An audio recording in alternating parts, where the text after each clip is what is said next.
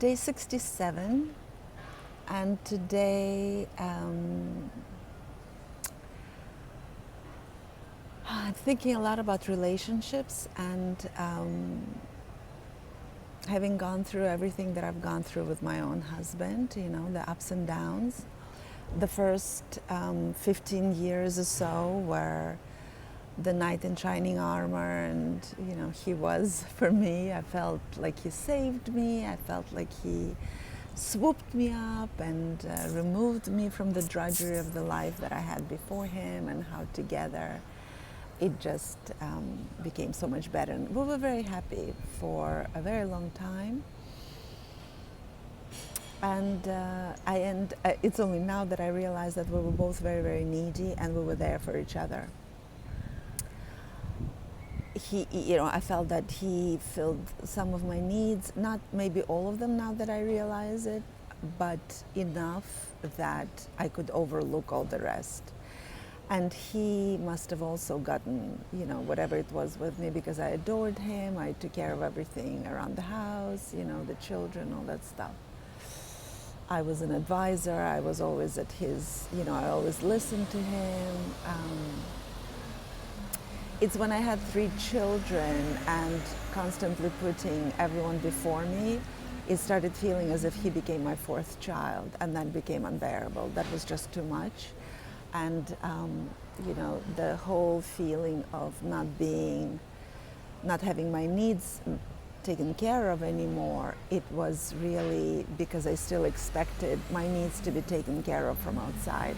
And there is so much talk about relationship advice, communicate your needs, make sure you know how to communicate your needs so that your needs are being met by other people. I'm struggling with that now that I've come on the other side of all of my questioning, and I've gone through. So the first 15 years was amazing, all of my needs were met, I felt happy in my life. Then it was the complete opposite, just a total disaster. He wasn't meeting my needs anymore. I refused to meet his needs. It was like me versus you. I also felt very, very disappointed that I picked the wrong person. So there was a lot of self-shaming, self-hatred, self-criticism, self-mistrust, self-judgment. A lot of judgment of him, of course, for not being the person that I thought he was. We're so caught in our expectations, demands, and feeling entitled to something that we completely overlook the fact that we're dealing with human beings. And where I am now is conflicting and difficult feelings do come up for me still. I still question sometimes, what is this all about? And am I really in the best situation for me? And on the other hand, I think that had he been everything I needed him to be, which is some sort of what he was the first 10, 15 years, there isn't any growth.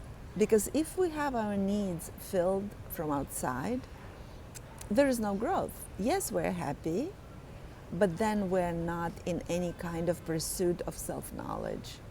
It's when my needs were no longer being met by him or by my children or by anything on the outside that I was forced to go onto that journey within to understand what is going on and why am I expecting that my needs can miraculously be met by other people, and what are my needs. And to be honest, that took me a really long time to even understand, what do I want out of this life? What do I need out of this life, out of people, out of myself? What do I need from my relationships? What do I need from my life? What feels good in my body? What doesn't feel good in my body? And deconditioning from all the things that we've absorbed from our, society and parents and family as to what we should be wanting. So that was a really, really big, huge process. And now I'm very, very careful not to objectify people, not to use them as measuring stick as to how well I am doing, not to use them as need fulfillers for me. I'm very, very careful to understand that my husband, my children are people who are traumatized. My husband in particular, because that's what makes it so difficult, and are going through the same process as me. So when we come out of treating our relationships as places that are supposed to make us feel good, so much changes. And yesterday I had such a beautiful session with one of my clients. She was talking about her relationship with her husband. And at some point, I actually had this idea to help her start looking at her husband as an asset rather than liability. Because we tend to focus on all the things that irritate us. We become obsessed with the irritations, right? They accumulate, it becomes unbearable.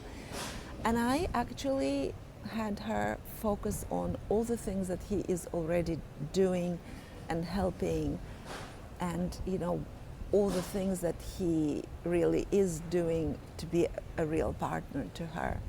And by the end of the session, she was amazed at how differently everything felt, because suddenly, maybe for the first time, she actually started focusing on all the things he already is.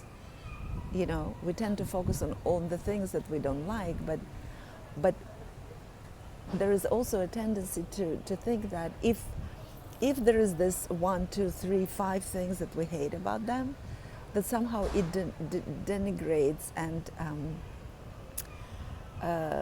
supersedes all the things that we used to love about them, the things that attracted us to them. And what I am inviting my clients and everyone, and myself for that matter, to do is to live in complexity, to live in the paradox of the fact that we are all of it. We're not either good or bad, we're both and. So our partners, just like us, are all those amazing qualities that we love them for, that we fell in love with them for, that we married them for, and all the others, the shadow qualities as well, the trauma, the coping mechanisms, the survival instincts, the habits. And how can we live with all of it, not just good or just bad, all of it, and hold them in their complexity, and focusing on all the things that they already do for us and do help us with. And it's a paradigm shift. It's a paradigm shift because we live in a world, we come from a world where everyone is always complaining, blaming, and projecting. And we rarely, when we meet with a friend, it's a place to complain often, right? We don't sit there thinking, oh my God, but then he's so good about this and so good about this and so good about this, Although, I don't know, maybe you do.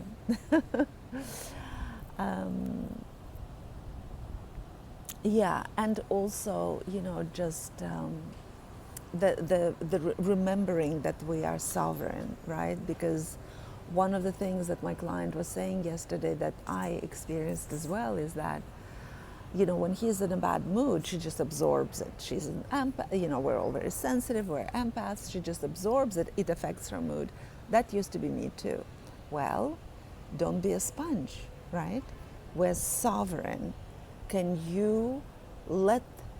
we let them be who they are? Can we allow other people their moods and their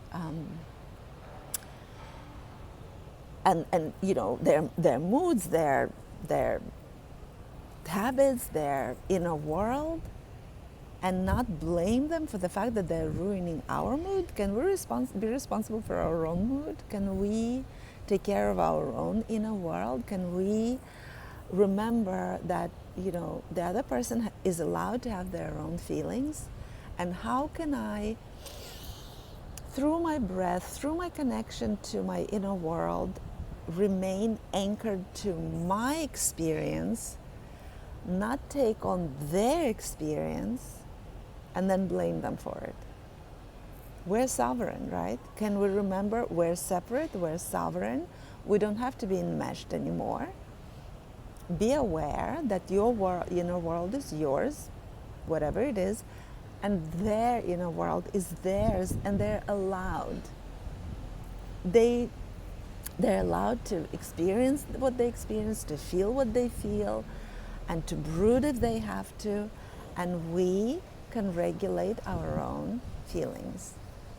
So just really wanted to share this today. This is what I'm kind of going through right now, and in my own life, and often my clients mirror to me exactly what I'm dealing with in my own life, so I can help them because I'm already going through it.